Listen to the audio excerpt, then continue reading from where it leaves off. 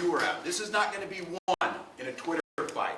It's going to be by neighbors, calling up neighbors on the phone. Look, all of us set in these places, me, this is what I first started. I'm 41 years old, my own business. And somebody tells me, and I said, well, I'll get involved in politics. That's what happens to many of us. So be careful, some of you sitting at these tables. That's how it works. But it's about neighbors getting engaged. It's not about planning your whole life to be there. It's about working together, and each of us have a role in that.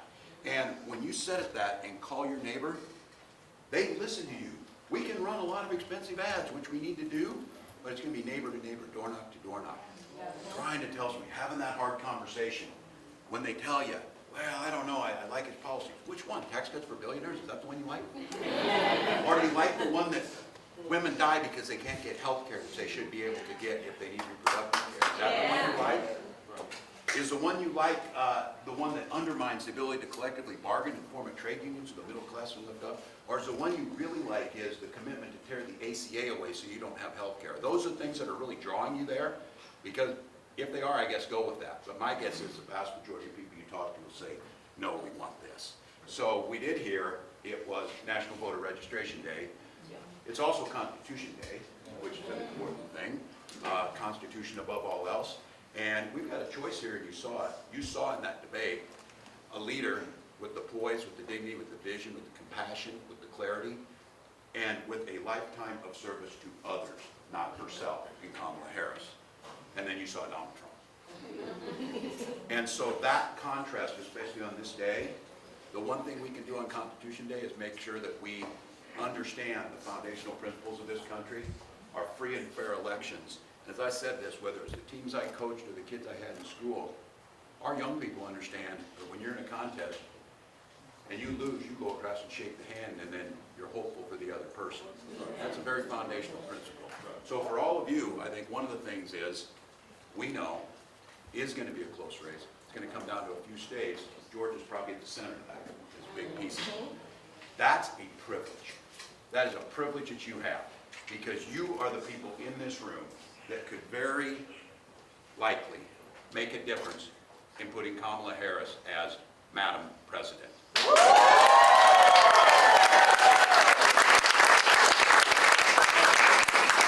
the Vice President is focused on her job. She is humble. She does her stuff. But I think some of us can back up and understand the historic nature of what that means, but also what it means. And this is the part I so loved about this. I had the opportunity, first time, to be with her and Doug and my wife. Were on the bus, old school, going through places. We're, I believe we're someplace in Pennsylvania. We went down to Savannah. Some of you saw that, where people are. And it melts your hearts. Little girls on the side of the roads in rural Georgia with Kamala signs, or we love you, Vice President, and those things. It's inspiring to people. But we were getting off that bus at a rally, and there were a whole bunch of people like you, very excited for us, or whatever. And then there were some people on the other side that weren't as excited. And I said, what's good is it makes it easy to know, because they all wear red hats. So you know, we knew they were with us. A whole pack of independent thinkers telling us that. So, but you know what the Vice President said, and I'm looking at this out there, and we're getting off the bus, and I hadn't been around her all that much in that setting. It was just the four of us. And she stopped and she turned and she said, Tim, never forget, we work just as hard for those people on this side of the street as people on this side of the street.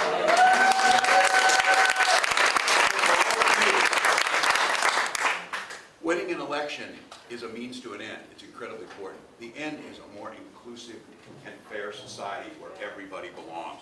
And we're working hard for the people who we know our policies will improve their lives, whether they vote for us or not. And that's it. That's the power of this politics. That's the power that she brought back to this. That's the reason you go out and knock the doors. And it's fine to have differences of opinions, but we're talking about a lot of fundamental things. The sanctity of our vote, the idea of women having their own reproductive freedoms, the idea that every child should be free to go to school without worrying about being shot dead, which this state experienced the tragedy of. That is not just a fact of life, people. That is not just a fact of life, and as Donald Trump would know, this violence across the country has got to end. Gun violence has got to end. We need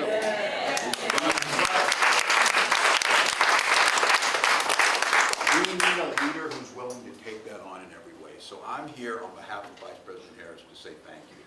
We know as we say up in the Midwest, the hay's almost in the barn here. And, which means we're getting pretty close. Vice President, she did everything she needed to do last week. She's doing everything she needs to do every day. She's making the case for all of us. And as I tell people, she is perfectly capable of taking care of herself.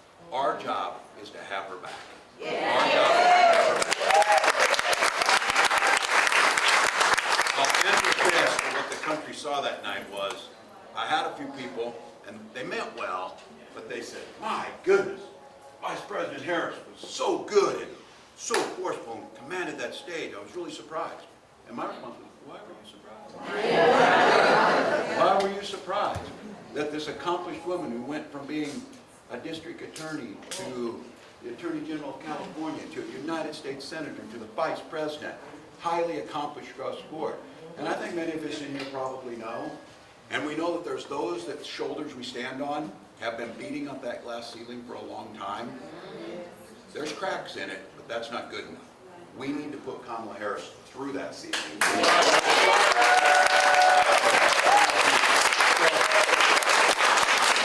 Tell your friends, IWillVote.com is the place where you go to get voter registration day. We need to see massive numbers. We've got young people who are re-engaged. I see them in here who they believe in this system. They believe in something better. Politics can be about differences of ideas, but we can still see ourselves as all Americans. She has brought that to us. I ask all of you, let's finish this thing. Let's bring this thing done.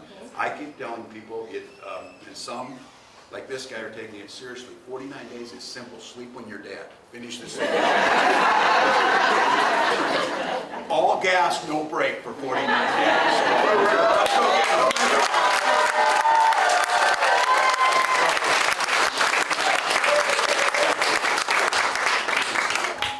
Thank you all for being here. We're grateful. If you guys are making some calls and you get somebody on there, let me talk to them. So I will.